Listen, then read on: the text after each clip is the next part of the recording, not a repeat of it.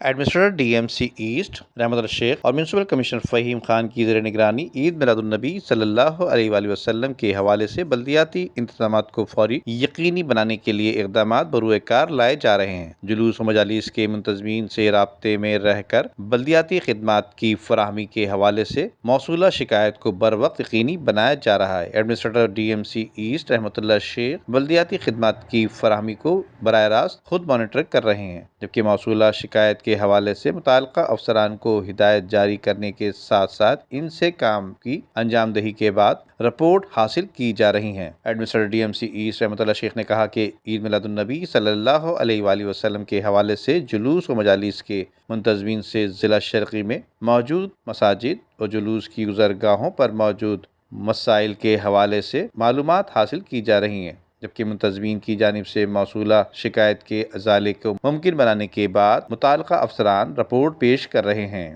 Nadeem Siddiqui, M7 city news, Karachi.